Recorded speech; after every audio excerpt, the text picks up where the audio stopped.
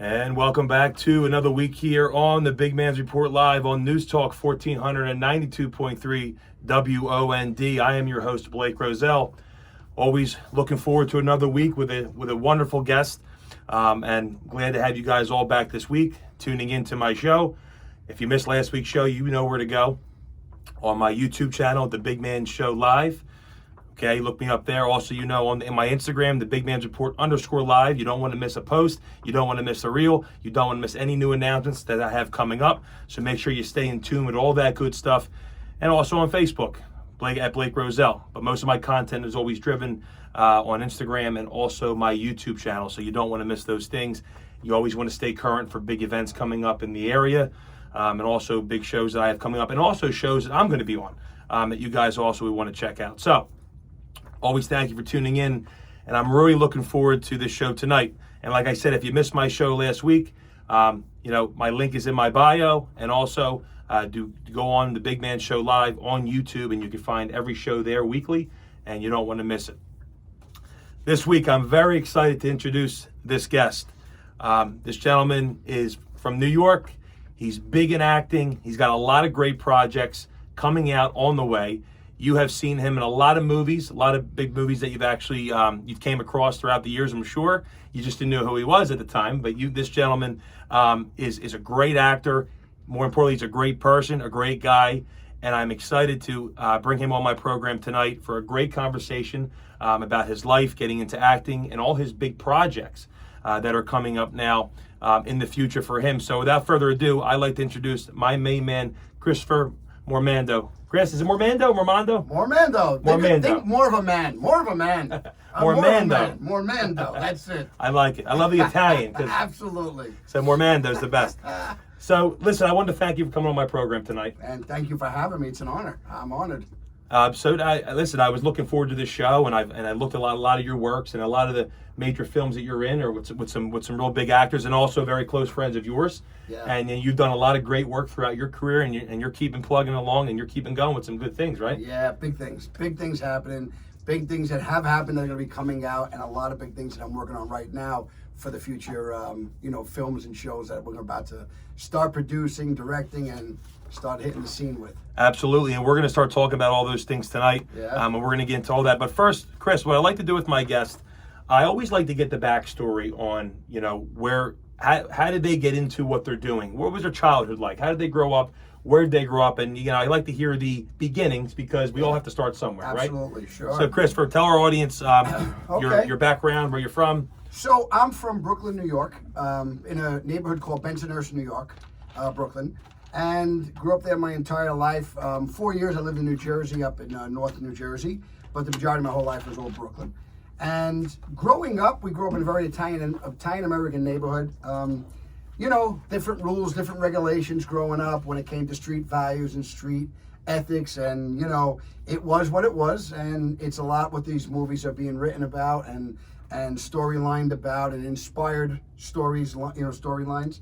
But I did come from a neighborhood that was very Italian-American, and it was great. It was there was no buts in it. It was just great. It was what it was. Very family oriented. Lot of friends, and everybody grew up on the same block. So you come out, like, if you're taking it, it's dinner time, 6 o'clock. Everybody ate at 6 o'clock. 7 o'clock, everybody's out on the stoop. Yeah. A night like tonight, they'd be all hanging out till 11, 12 at night till you had to go to sleep. So it was a lot of, as we say, real la familia, the feel of the family.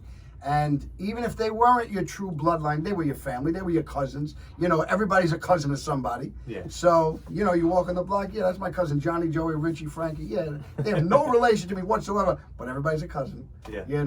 And growing up in the neighborhood, acting wasn't the go. It was always an older school mentality, and there was from your living in your grandfather's home, and your grandfather would say, you're going to go to work, you're going to get a job, you're going to go to work. They didn't care about school. I'm not going to sit here and lie about it. My grandfather couldn't care less if I went to school or not. Yeah. My father, just do it for your mother. Just get a GED or a high school education. They were about work. But no one, the majority, let me rephrase that. The majority in the neighborhood, nobody really ever looked into the acting side. It was a farce. It was Oh, it's never going to happen. Get your head out of the gutter. Go get a job, raise a family, and that's it. And it's not that there was nothing great with that. It's just that if you were a young kid who wanted to do it, don't ever limit yourself, because no offense to any parent, including me being a parent, I will never know my daughter's true talents as they know their own. The same way my mother and father can never know my true talents as I know my own. Nobody in my family could have known my talent. And when I say that, why I say that is because my older brother, who is one of my heroes. I mean, growing up, he is he is one of my heroes, always been. We shared a room together, living, growing up. I asked him 8 million questions. He answered every single one of them, as one brother would ask another.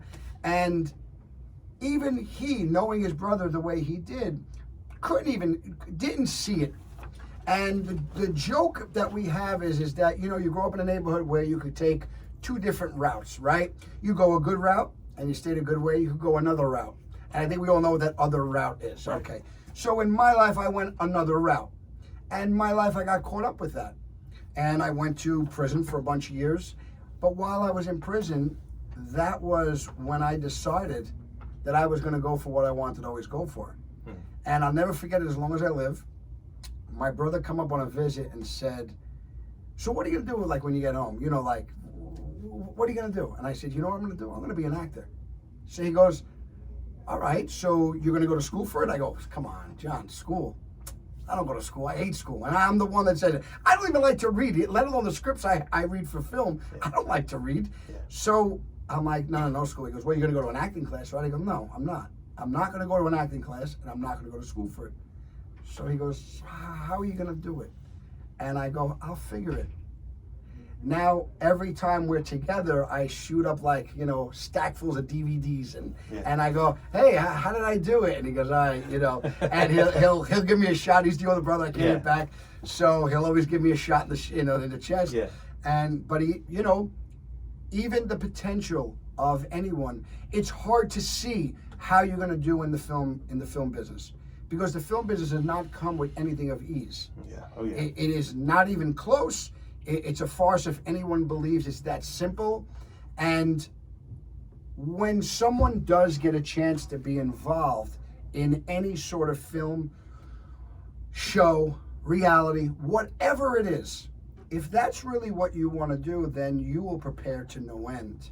Right. And you'll take it by, the way you need to take it. You'll take it by control. But growing up in my neighborhood, that wasn't a thing that was even looked upon. Right. And there were good-looking guys that could have been models, good-looking guys that could have been actors to the nine, blown away all these actors. Mm-hmm. But it was not a thing. It was a different lifestyle. You were living in Brooklyn, so you were not looking into Hollywood. That's in California. Yeah. Remember growing up when I grew up, there was no studios really the way it was and the way it is now in Brooklyn, all over New York. It was, you had to go to California. So there was a big difference when it came to that. But when you do something you want to do, like I wanted to do my whole life, when I decided it was ready to go, I made it happen. Right. So, and I did what it was, and when I'm in front of somebody or I'm doing some kind of film in a scene or whatever, I am ready to roll. There's no such thing as a shy boy or shy girl when it comes to this business. If you stay shy, go, because there is no such thing. You have to be ready to go. If somebody says, you good? All right, let me hear what you got. Give me a monologue right now. And you go, oh no, I'll do it tomorrow. No, get out of here. I don't want it. That's the way it is. Yeah. Somebody's got it. I've done it now. I have friends of mine, their children want to be in it. So I go, okay, here's 2 pages of sides, a dialogue. I know the other side. When you're ready, we'll FaceTime. And when we FaceTime, you do the one side, I'll do the other. And I never hear from them. And that's when you know it's not for them. Yeah. Because it's not for everyone in this business. Right. It's far from it. You have to be able to grind. And what looks like on social media, what looks like on Facebook and all the Instagrams and everything is never what it is. So there's always a lot of work that goes in it. You think, oh, he's on a set for, he did a 2-minute scene. No, that was 14 hours of work on the set. That was 4 or 5 days straight, nonstop rehearsal. So there's a lot of work to put into it. But when you do get there, to me, it's the greatest. Yeah. It's the greatest. I mean, I don't like it. I love it. I love every minute of it. And, you know, now I'm doing a lot of bigger things, bigger shows, bigger films, and it's starting to really pan out to what my starting goals were, you know, and now I'm hitting them. And now I make new ones and new dreams, you know, to go for. That's great. I mean, God bless you in getting into this career in this business. And like you said, it's definitely, just from hearing what you're saying, it's not all sunshines and rainbows in the beginning. No. I mean, you know, you have to be able to go out there and just kind of do something on the spot. Yes. And most, you said, like 80, a lot of people, large percentage, may freeze up and realize this is not for me. Right. Right. But if you have the mindset where you can do that and you jump right in, That's right. You're gonna and you put the time in, you're gonna see the results. Yes. Right. And It's so true. I was just on the phone with a friend of mine, and he was his son. Yeah. His son, and I call him Philly Boy. His son is got it, right? He's got it. I know he's got it. He goes into the class right now. I was on the phone. He wanted to tell me something about he's got a talent agent that want. I go, of course they do, because you got it. You're not a shy boy. So when I'm with him and I go, come on, let me, and he goes, hey, Chris, I want to tell you something. I'm like, see, that's it. Yeah. So you have to be ready. But guess what? He's a young boy, right? How about when you're telling a grown man, you got to be ready to go? Well, the grown man's going to go, no, there's people around. And No. Either you want it or you don't. Because there's no such thing as being embarrassed. Because there's a lot of guys that I know that they think it's embarrassment if they get killed in a film. Oh, I will never get killed in it. No. You are going to get killed. Right. The film calls for you getting killed. That's what I have been killed in dozens of movies. I've had my head blown off. I had shotguns put on my back. It's the movies. That's the way it works. And some will think that it's the street. It's not the street, guys. So when you're doing film, you have to take all of that out. And this is something that is so important to remember. When you get into, a lot of people that are getting into film later in time, they already had a buildup of what and who they are. And the man, I'm a father of this, I'm a husband of this, and all that. But when the time comes, if you want to really do film, you got to be, as we said, be prepared to take on any role. Now, if the role is not of comfort to you, then you should say it's not of comfort to me. But when you're taking on of roles, well, a guy that comes from my neighborhood wants to be an actor, now doesn't want this actor abusing him in the scene. Well, buddy, he's not abusing you. It's one character abusing the other character in film. Right. Joe Pesci abuses Robert De Niro, right? Yes. He abuses him to no end in certain films. Oh yeah. So that would be like De Niro going, oh no, I'm De Niro, so I cannot get abused by Joe Pesci. Yeah. Well, that's not Joe Pesci abusing Robert De Niro. It's Nicky Santoro, Ace Rothstein. It's a character. Right. So you got to get that in your mind.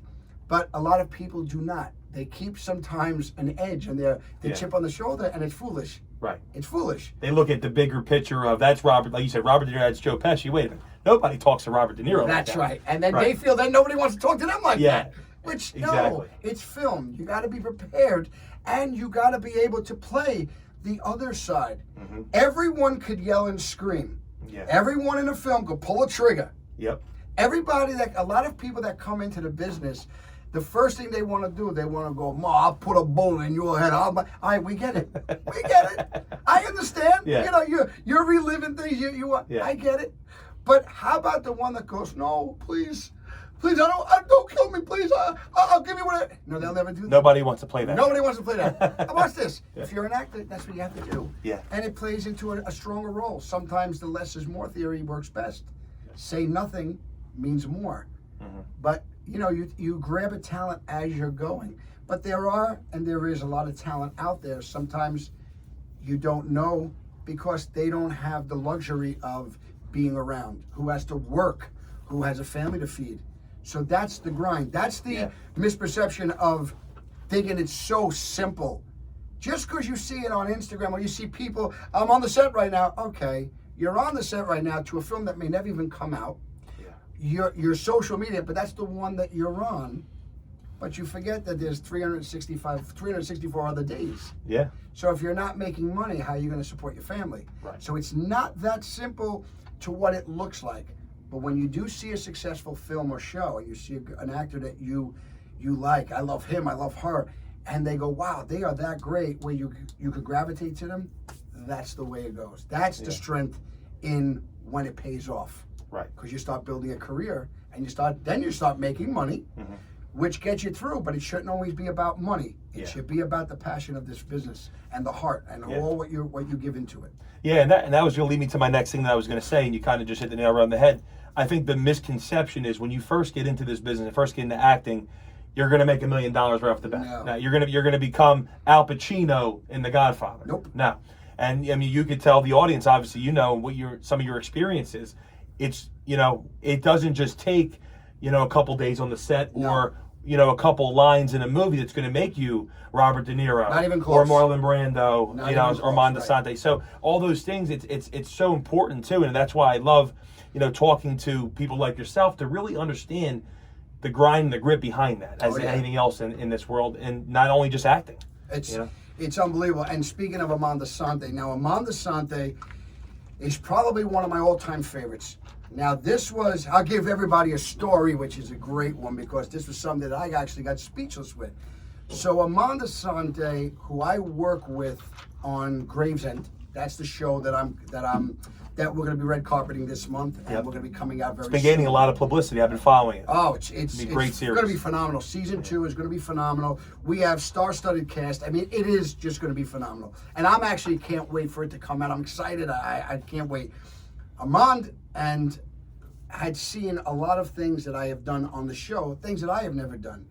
And he tells Will DeMeo, who's the writer, director, and lead, and tells him, he goes, I want to just, meet the guy, Chris. So get a phone call, and for Mormando Sante, and there's no better voice. He's just the best. And look around you, Frank, Ron. You're gonna be successful. He is phenomenal. And he calls me up, and he says, I just want to let you know I'm a big fan of you, right? So I went, okay, I don't even know how to respond to that.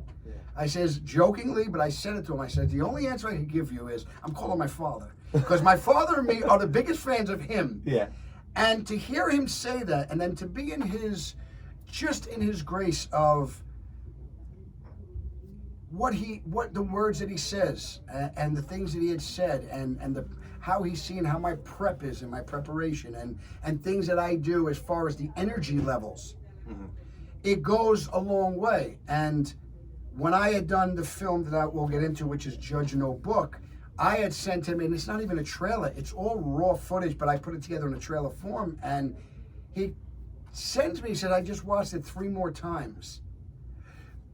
I framed that one, and it's not as a joke. I take it so personal, because it's such an uplift, it's such a high for me, because here is someone that I have and always will be a fan of. Right. Now I'm a friend to him. He's my friend. Invites me out to get together for a dinner here, but now it's different. It's like wow. And here he is saying on the next film that I'm working on, I want you to be involved with me because I know your work ethic. I know how you do it. So that is that's a wrap. Yeah. That's a wrap. That is I get emotional, because these are the things that when I do something, I go 110% in. Yeah. If I commit 110%. No half, no nothing. And that's what a lot of times others do not do in this field. They do it because they want to be in a spotlight. Yep.